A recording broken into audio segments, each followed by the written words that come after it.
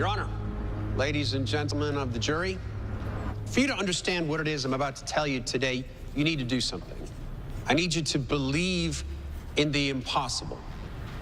As children, we're taught that the police are there to protect us, to serve. We're told that our tax dollars go toward training them to be the champions of the city. But for some of us, it still seems impossible that a police investigator, one of Central City's finest, could betray that trust. And even worse, under the guise of upholding the law, to commit the most heinous act that one person can carry out against another. But that is exactly what Barry Allen did. The prosecution will prove beyond any doubt that he stood among us a wolf in sheep's clothing. But here's the thing. Barry Allen wears a mask.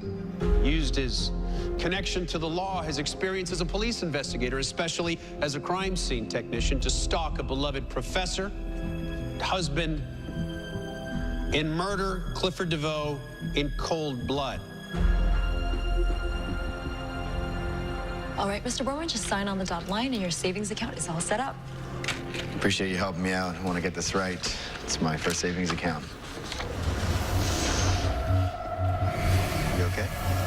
Yeah, just a little lightheaded before lunch, I guess. Have a great day.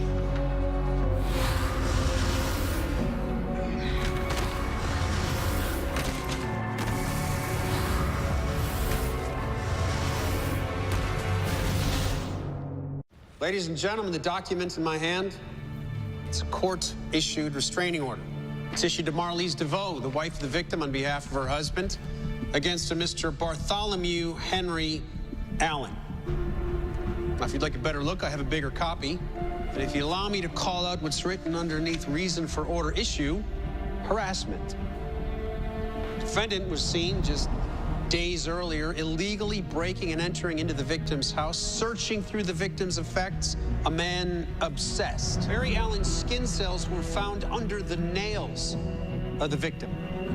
Now imagine that if you can. Mr. DeVoe, a man in a wheelchair, desperately trying to defend himself as Mr. Allen sought to overpower him. And finally, this is the knife that was used to kill Clifford DeVoe.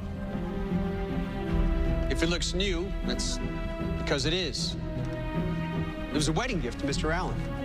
Now let's just let that sink in for a moment. This was supposed to commemorate the most joyous moments in a couple's lives, but instead Mr. Allen used it to forever separate a couple from one another. He used a wedding gift as a murder weapon. That is a special kind of evil.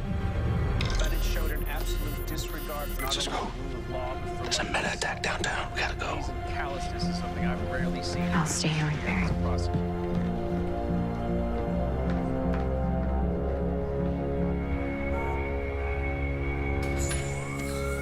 When you're done here, get some coverage of the workstation. Detective, would you get a statement, please? Mr. Ramon. Captain. What happened here? Well, vintage Central City, meaning another weird one. No data breach, nothing stolen, everyone just collapsed.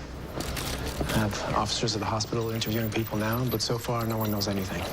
Oh, dark matter city. Yeah, we're definitely dealing with a meta here. You want to see what kind of perimeter we're dealing with? You read my mind. Hey, Joe, are you sure you're okay to run this case? Because I totally understand if you need a little more time. I'm fine, really. I may have to go over to the courthouse later. Yeah, I'm actually heading over there myself. The prosecution called me to testify. I'm sorry, Joe. You know how much I care about Barry, but I have to tell them what I know. I get it. You gotta do what you gotta do. Yeah.